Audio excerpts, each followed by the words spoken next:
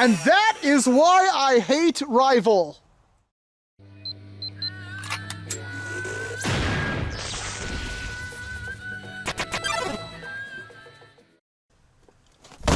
Well, I guess we're a Nerf Rival review channel now, because that's all of the new blasters I seem to be able to get my hands on.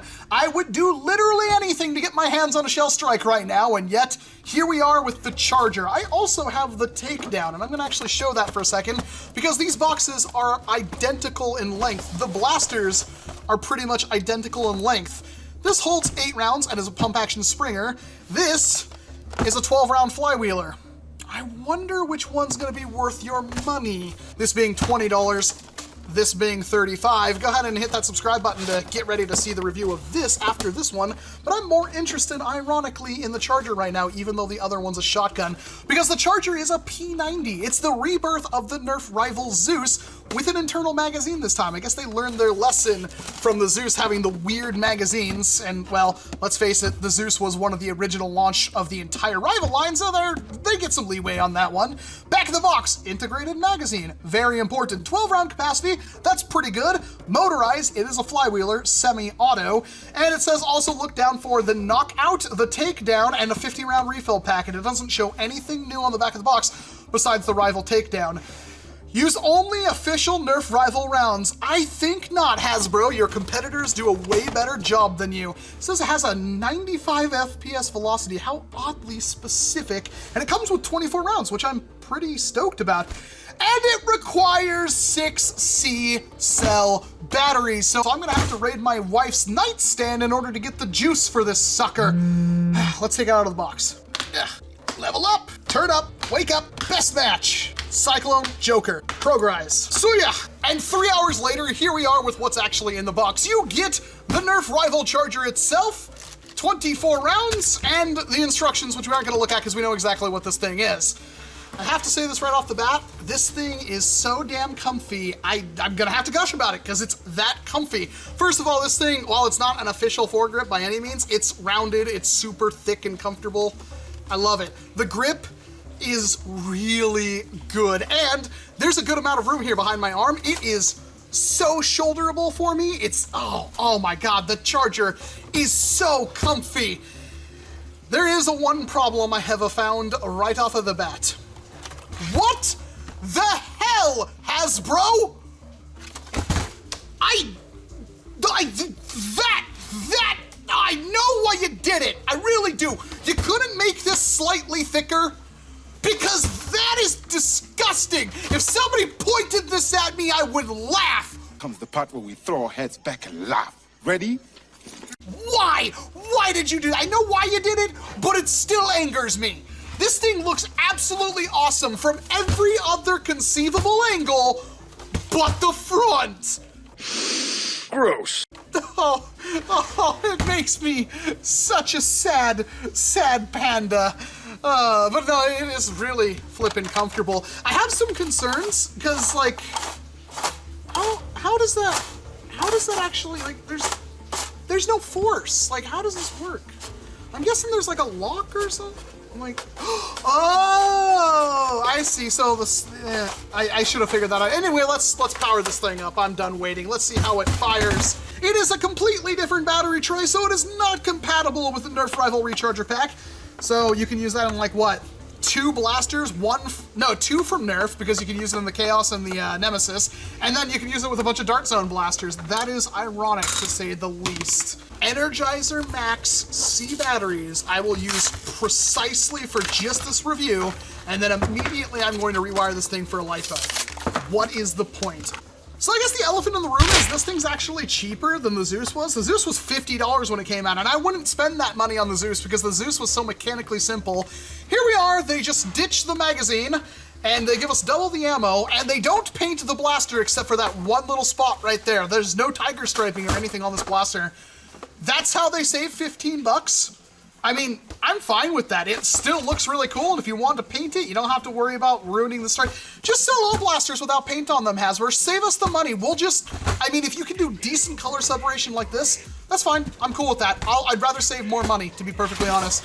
Let's load this thing up. Oh my God, it is so back heavy now. That is That is not cool. And hey, 24 rounds, that's not half bad. I was fully expecting, I'm sure you were only expecting 12 rival rounds. And here we get double for this beautiful internal magazine. How does this work? Exactly how you think it does. You just kind of, I mean, the slot is nice and big. That's what she said. It's kind of weird how you have to poke them through. At least, yeah, at least the slot itself is rather ginormous. I'm definitely gluing the charger handle I just removed from the Perses on that.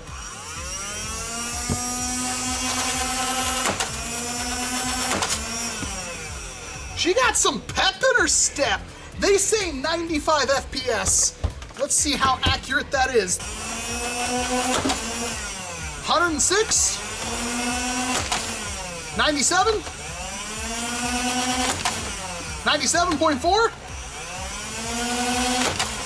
99? So, yeah, it hits exactly what you'd expect from a flywheel rival blaster. Yeah, you can just barely fit all the rounds in that.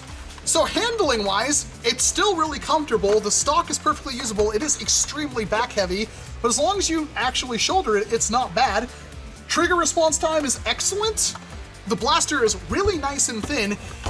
However, there is something I want to compare with it before we do a shooting demo. So here's the Nerf Rival Perses, with the expanded hopper, all the crazy stuff. This thing has 180 rounds on it on tap, and it's full auto, and it dumps those pretty much at like 12 rounds a second or something ridiculous like that.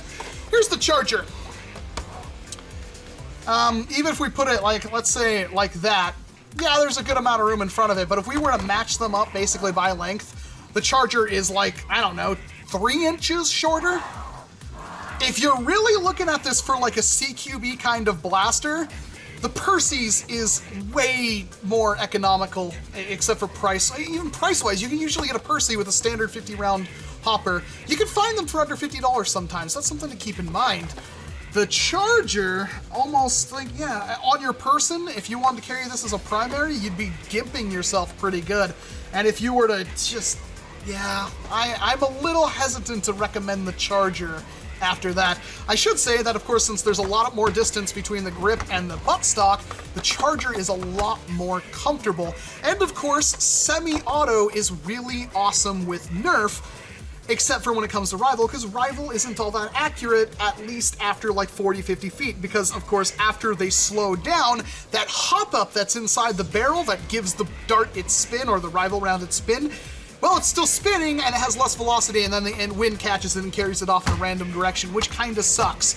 So semi-auto flywheel blasters are, for Rival, not exactly all that great, and the Springers, to be perfectly honest, they're never really that good in my opinion, although the knockout is quite amazing. And there is another problem with this. Why exactly would you pick one of these up when you can get a velocity, or the, what's that thing called?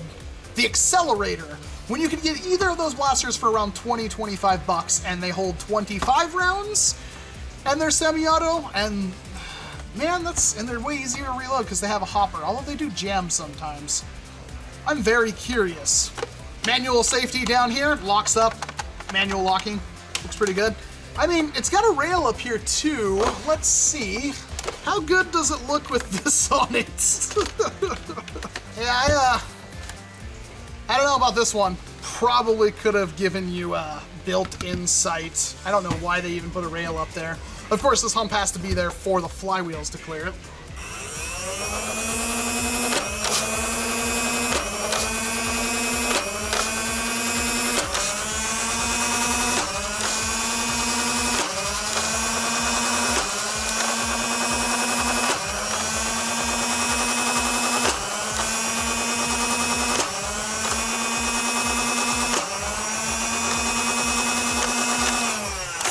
Out.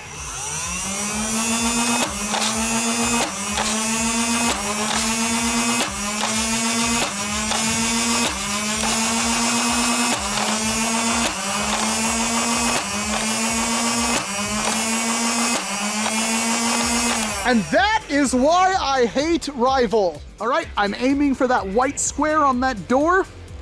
See if we can do anything. Oh. Ooh. I wonder what's going on there.